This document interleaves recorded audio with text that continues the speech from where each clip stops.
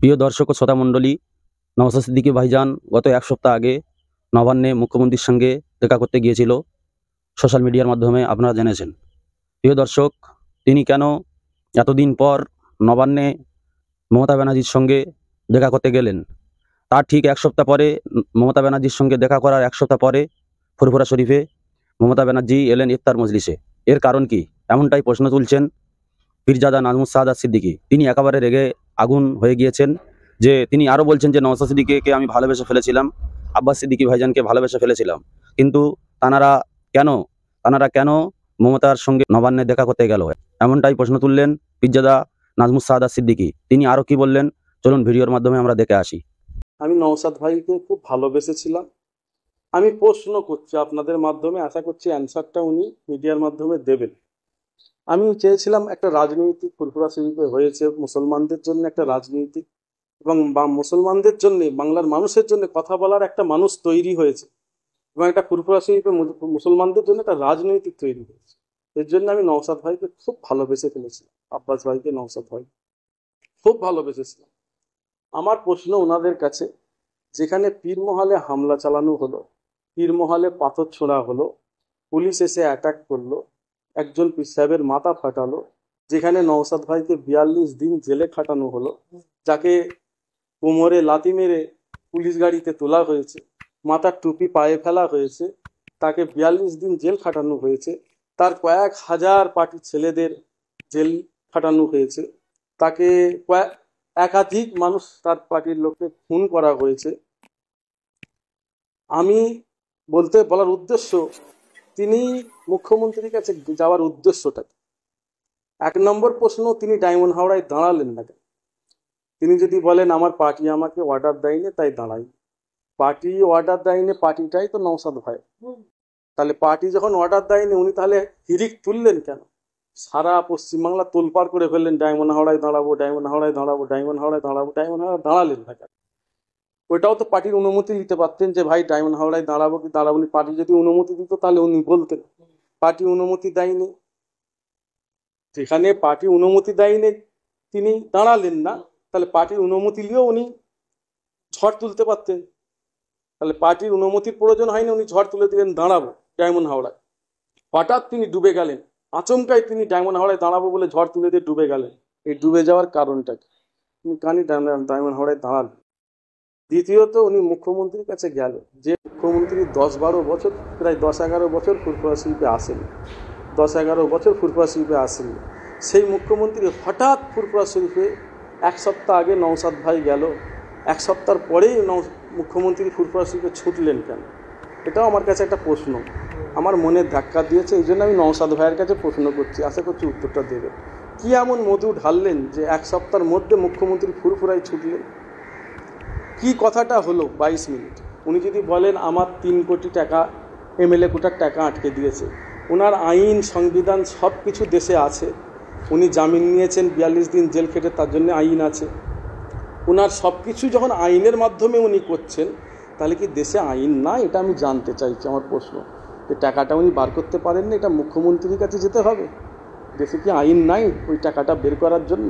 মুখ্যমন্ত্রীর কাছে উনি গেলেন কেন? যে মুখ্যমন্ত্রীর সঙ্গে আমাদের এত লড়াই, প্রায় 2 মাস ফুরফুরা শরীফে প্রতিবাদ চলল, এত কিছু প্রতিবাদ, এত কিছু, সেই মুখ্যমন্ত্রীর কাছে প্রায় 22 মিনিট উনি কাটালেন। কি কথা বললেন? কেন মুখ্যমন্ত্রীর কাছে যাওয়ার দরকার হলো?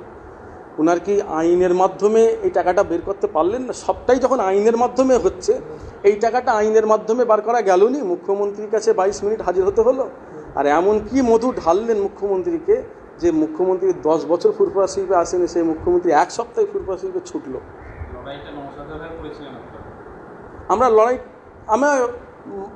সে লড়াইয়ের কথা আমি আসছি, আমার দুঃখটা আমি নওশাদ ভাইকে বলছি। আশা করছি নওশাদ ভাই আমাকে দুঃখটা, আমার উত্তরটা দেবেন, বাংলার মানুষও দেবেন, নওশাদ ভাইও উত্তরটা দেবেন। আর আমি তো মুখ্যমন্ত্রী ওখানে যাইনি, আমি বাড়ি থেকেও বের হইনি, কারণ আমার একটা নীতি আছে। আর এই সমস্ত উত্তর নওশাদ ভাই দেবেন এবং বাংলার মানুষ দেবেন। আমি চাই আমার যে মনে ধাক্কা, যেটা আমি যেহেতু নওশাদ ভাইকে খুব ভালোবেসেছিলাম, উনি হঠাৎ মুখ্যমন্ত্রীর কাছে 22 মিনিট কাটালেন, আর তার এক সপ্তাহ পরেই মুখ্যমন্ত্রী ফুরফুরা শরীফে ছুটলো। কি এমন মধু ঢাললেন এটা আমার প্রশ্ন। আশা করছি উত্তরটা নওশাদ ভাই দেবে। সেটা আমি উত্তর চাইছি, তো মিডিয়ার মাধ্যমে নওশাদ ভাইয়ের কাছ থেকে উত্তর চাইছি যে ওনার সঙ্গে কী এমন হলো, উনি ওপরে কাজ মিটিয়ে বেরিয়ে এলেন আর নিচে এসে পীরজাদাদের সব এক জায়গায় করে খারাপ করে দিলেন বাংলার মানুষের কাছে।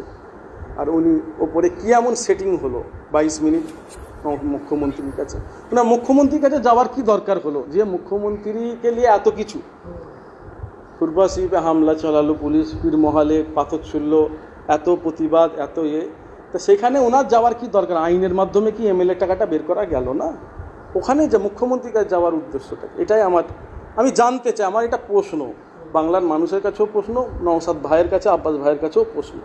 আমার এটা খুব দুঃখ লেগেছে, কষ্ট লেগেছে। আমি যেহেতু নওশাদ ভাইকে খুব ভালোবেসেছিলাম, যে একটা বাংলার মানুষের জন্য, মুসলমানের জন্য কথা বলার একটা লোক তৈরি হয়েছে এবং একটা মুসলমানদের রাজনীতিক তৈরি হয়েছে, আমার এটা মনের ধাক্কা লেগেছে, কষ্ট দুঃখ লেগেছে। এটা আমি জানতে চাইছি। সবাই আশা করছি উত্তরটা দেবেন, ভালোভাবে উত্তর দেবেন। এই রোজা মুখে বলছি, যদি কেউ খারাপ কমেন্ট করেন, কিয়ামতের দিনে হাসরের মাঠে বোঝাপড়া হবে। আমি প্রশ্ন করেছি, উত্তরটা আমাকে দেবে। সবাই অনেকে ছিল, স্বাগতম জানিয়েছে, শুভেচ্ছা ওয়েলকাম জানিয়েছে। আমি আপনাদের মাধ্যমে মিডিয়ার মাধ্যমে মুখ্যমন্ত্রীকে জানাতে চাই, আপনি যেভাবে নিজে আসলেন, দেখলেন, বুঝলেন, তদারকি করলেন, আপনি এটা নিজে হ্যান্ডেল করবেন ফুরফুরা শরীফটা উন্নয়ন। কারণ এর আগে আপনি 14 বছর যেভাবে প্রতিশ্রুতি দিয়েছেন, ঠিক সেভাবে ফুরফুরা শরীফে উন্নয়ন হয়নি। দাদা হুজুরের নামে ইউনিভার্সিটি, হসপিটাল, রেল, 10,000 মাদ্রাসা, ফুরফুরা শরীফে হসপিটাল আপনার। যাই হোক, আমার প্রতিবাদের ঝড়ে হসপিটালের কাজটা শুরু হয়েছে। এটা একমাত্র আমার প্রতিবাদের ঝড়। আমি একসময় এমন প্রতিবাদের ঝড় তুলেছিলাম, মুখ্যমন্ত্রী আমার কথা শুনে হসপিটালের কাজটা শুরু করেছেন, কবে শেষ হবে বলতে পারবো না। তাছাড়া রেল থেকে শুরু করে দাদা হুজুরের নামে ইউনিভার্সিটি, গাড়ি, বাস টার্মিনাল, পার্কিং, এই সমস্ত গাড়ি পার্কিং, সমস্ত যেগুলো যা প্রতিশ্রুতি দিয়েছিলেন, 10,000 মাদ্রাসা, এইভাবে হয়নি। যাই হোক, উনি এসে আবার প্রতিশ্রুতি দিয়েছেন, করবেন। তবে আমি চাই মুখ্যমন্ত্রী এটা নিজে হ্যান্ডেল করবে। কাউকে, কোনো নেতা, মন্ত্রী, এমএলএ, এমপি, কাউকে উনি পাত্তা দেননি। উনি নিজে সবটাই দেখলেন, বুঝলেন, জানলেন, তদারকি করলেন। আমি চাই উনি নিজে ফুরফুরা শরীফের উন্নয়নটা নিজে হ্যান্ডেল করুক। আপনাদের মাধ্যমে আমি মুখ্যমন্ত্রীকে জানাতে চাই। বাকি আরও অনেকে হয়তো ছুটোছুটি করবে, পীরজাদা কেউ হয়তো ছুটোছুটি করবে, এনাদের যাতে গুরুত্ব না দেয়, কারণ এনাদের গুরুত্ব দিয়ে অনেক